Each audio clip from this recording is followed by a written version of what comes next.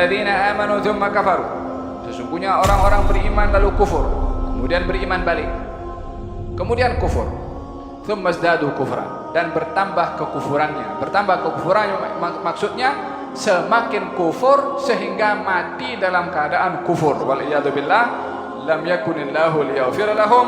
Allah tidak akan ampunkan dosa mereka, wala liyahdiyahum sabila, dan Allah tidak akan memberikan hidayah kepadanya.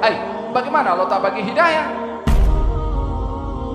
Orang pula akan mengatakan ini salahnya Allah Subhanahu wa taala. Tak, salah awak tak paham maksud Allah Subhanahu wa taala. Hidayah ini mempunyai beberapa makna. Yang pertama namanya hidayatul dilalah, yakni bagi direction. Allah Subhanahu wa taala berfirman, "Wa hadainahu an-najdain." Kami Allah beri hidayah kepada manusia dua jalan. Ini Allah yang memberi hidayah, tapi hidayahnya di sini hidayatul dilalah, dibagi tahu saja dua jalan. Ini jalan iman, ini jalan kufur. Pilihan untuk memilih ini terpulang kepada yang diberi hidayah. Macam tadi kalau polis bagi tahu kepada orang itu supaya ambil jalan yang berartu, dia pergi ambil jalan entah pergi ke mana, pergi jalan Diuk, tak sampai pergi ke Kuantan. Bukan salah itu polis itu dibagi tahu directionnya begini. Allah Subhanahu wa taala bagi tahu kepada hamba, wa hadainahun najdain. Kami tunjukkan kepada mereka dua jalan. Ini jalan baik, ini jalan buruk, sudah dibagi tahu oleh Allah Subhanahu wa taala. Allah berfirman tentang kaum Tsamud, fa amma tsamuda fahadainahum fastahabbul ama 'alal huda. Kaum Tsamud kami beri hidayah. Hai Tsamud, ini jalan yang baik, ini jalan yang buruk. Fastahabbul ama. Tapi mereka kaum Tsamud lebih memilih buta kepada hidayah tersebut berbandingkan hidayah yang diberikan oleh Allah. Kepada siapakah Allah menisbahkan pilihan buta, yakni kebatilan? Ya kepada kaum Tsamud. Bagi Allah dah tunjukkan ini jalan yang baik, tapi mereka memilih yang tidak baik.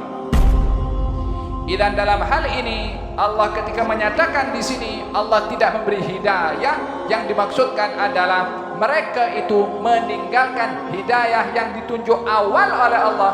Ketika mereka akan menerima hidayah, mereka tidak mendapatkan hidayah yang lain. Apa hidayah yang lain? Hidayatul ma'unah wa taufiq. Macam surat Al-Kahfi, Allah Subhanahu wa taala menceritakan tentang Ashabul Kahfi, wa rabatna ala qulubihim, dan Allah kuatkan hati mereka Ashabul Kahfi dalam iman, yang kemudian wazidnahum huda, kami tambahkan hidayah kepadanya. Dia sudah dapat hidayah, tapi ditambahkan lagi hidayah. Hidayah yang pertama memilih kebenaran, hidayah yang kedua adalah diilhamkan supaya kekal melakukan kebenaran tersebut. Itu yang kita minta setiap hari, ihdinas siratal mustaqim. Allahumma hdina fiman hadai, rabbi firli warhamni wajuburni warfani warzuqni wa. Itu hidayatul ma'unah, hidayatul taufiq yang kita minta setiap hari. Ini hidayah ghali. Apa itu ghali? Mahal, berharga. Kalau dapat hidayah jangan lepaskan peluang, mungkin tak balik lagi itu hidayah. Kalau ada ilham di dalam hati ini dari Allah untuk berbuat kebaikan, respon dengan segera. Kod entah dilalaikan oleh syaitan, lupa pula kepada apa diilhamkan daripada hidayah tersebut. Faham dong?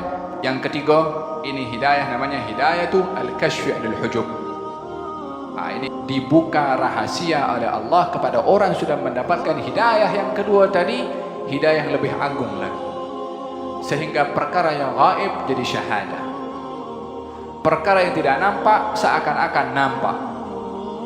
Ini saya ceritakan supaya kita tahu kita di level tahap mana hidayah yang ada kepada kita ini, dan sampai bila kita kekal dalam hidayah seperti ini. Kita mesti upgrade kita punya hidayah. Bukan hanya laptop saja kita upgrade, dia punya sistem XP ke wala entah apa, dia punya macam-macam upgrade sekarang. Sikit-sikit keluar iklan upgrade. Jadikan itu upgrade untuk kita punya iman, kita punya takwa kepada Allah Subhanahu wa taala. Sistem teknologi dibuat manusia sentiasa upgrade, ada update-nya setiap saat.